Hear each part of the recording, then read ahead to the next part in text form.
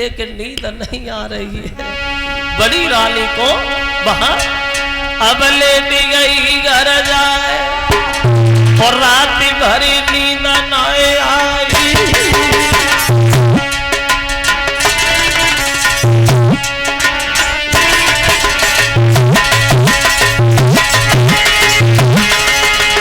बड़ी रानी अब लेट गई घर जाए, रात भरी नींद न आई और सन्यासी की बातें रही बुद्धि में दोहराते घड़ी वो किस नाम है।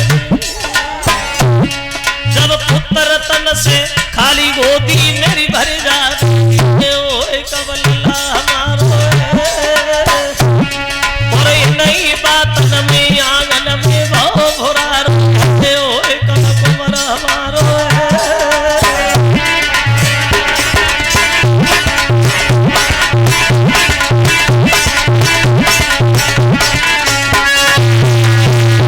अब लेट गई लेकिन नींद नहीं आई, वही बातें पूरी रात दिल में आती रही। सुबह हुआ तो उठी और अपने घर के काम में जाके लग गई। अब उधर जब सुबह हुआ तो देवर्षि नारद की बात सच होने के लिए चली वहां। सुबह सुबह महाराज उत्तान पाद घोड़ा सजवाते हैं और ये शिकार खेलने के लिए वन को निकलते। अब पूरे दिन शिकार में लगे रहे महाराज, लेकिन विधि का विधान कुछ अलग था। शाम को जब घर वापस आए तो ये काफी लेट हो गई, रात हो गई। रात तो क्या देखा है कि छोटी रानी के महल के केबाल बंद हैं, तो दरवाजे पे खड़े होके केबालों को खटखटाने लगे। रानी केबाल खोलो, कोई नहीं बोला। उत्तान पाद आवाज लगा रहे, क्या सब लोग सो रहे हो क्या? अरे क्या दासियां भी सो गई क्या? कब से चिल्ला रहा हूं केबाल खोलो ना।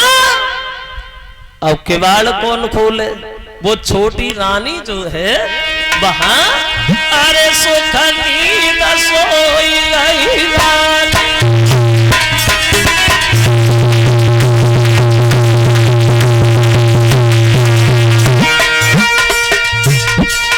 अरे सुख नींद सोई गई रानी और मैं जागी सुनी नहीं मानी, महिमा नहीं सर की जानी। अरे बड़े बड़े विद्वानी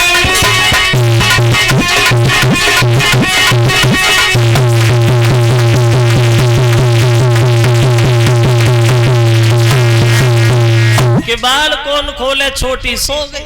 और जो छोटी को सोता हुआ देखा तो उत्तान पाद के दिल में एक बात आई, चलो अच्छा हुआ सोई गई। एक हमारी पत्नी और है, वो आज मौका मिल ही गया है, बहुत दिन हो गए मिले भी नहीं है, तो आज जब सोई रही है तो चलो बड़ी के घर चलते हैं। और घोड़ा को लौटा दिया, बोले तुम सो, खूब सो, भगवान करे इतनी सो जिंदगी में कभी जगह ही नहीं। आगे बढ़े छोटी को छोड़ करके बड़ी के घर के लिए कि जब ध्यान बड़ी को आओ और घोड़ा लो आओ, सो जा आराम से सो जा। छोटी को छोड़ा बड़ी के घर चले, इसलिए तो दो पत्नियां ठीक रहती घर में। आगे बढ़े जब ध्यान बड़ी को आओ है घोड़ा लो आओ है।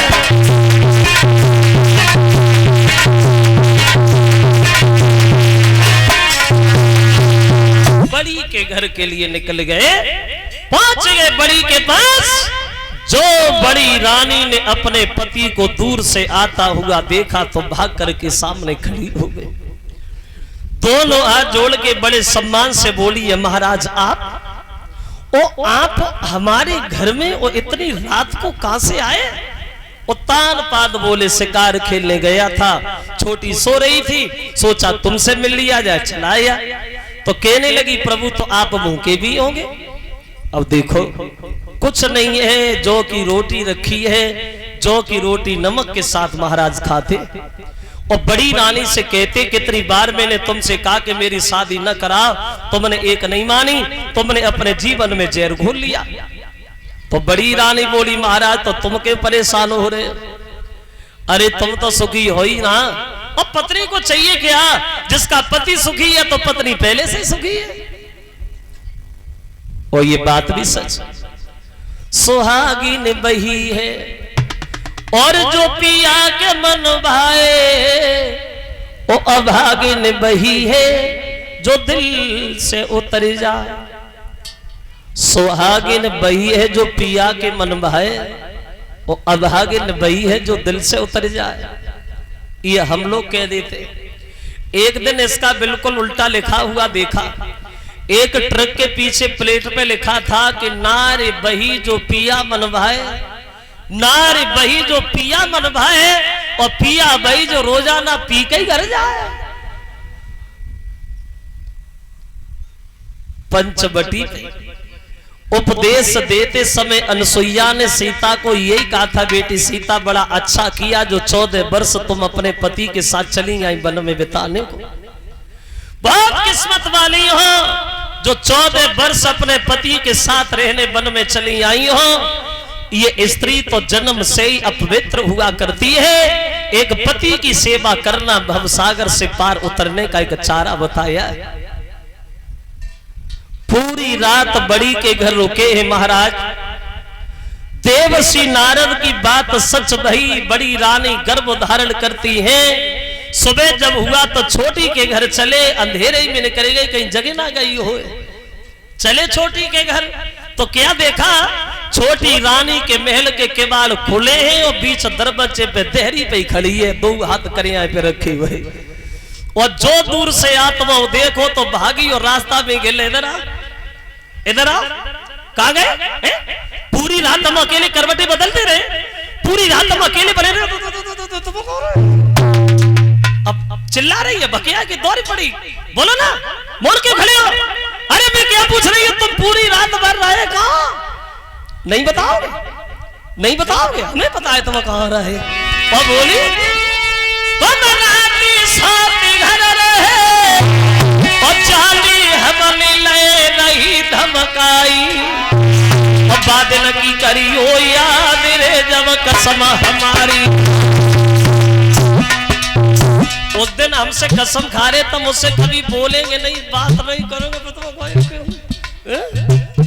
जब घर की नारी सतरानी है, सोई बहु पेट में पानी है।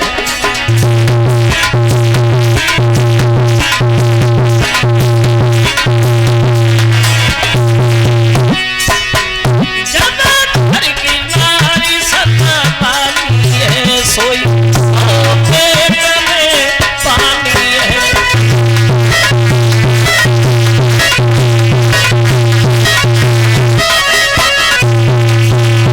छोटी बोली उस दिन कह रहे थे हम मुझसे बोलेंगे नहीं, बात नहीं करेंगे, फिर तुम गए क्यों?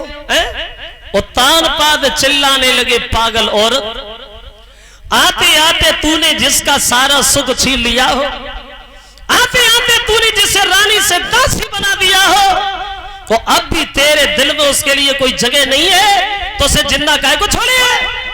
ये तलवार ले मार के नहीं देते उसे। जब देखो तो उसी की बात, जब देखो तो उसी की बात, उसके अलावा तेरी जुबान पे बात नहीं आती। छोटी बोली तो इसका मतलब ये है कि तुम वहां नहीं गए। हमने समझा कि वहीं से जाना भी नहीं बता देती अच्छी तरीका से, कभी देख लिया उधर हमने तो अब रहने लगे घर में। इधर बड़ी रानी भी गर्भ धारण करती है, कुछ समय के बाद छोटी भी गर्भ धारण करती है। अब तो आंगन में बड़ा आनंद है, लेकिन दोनों ने जब गर्भ धारण किया, दोनों के पेट में बच्चा आया, तो दोनों में अंतर हो गया, फर्क हो गया। कितना? बड़ी रानी के जब पेट में बालक आया है तो उसे उतना ही काम करना पड़ रहा है जितना वो पहले किया करती थी। और इधर जब छोटी के पेट में बालक आया तो 4 पाई से नीचे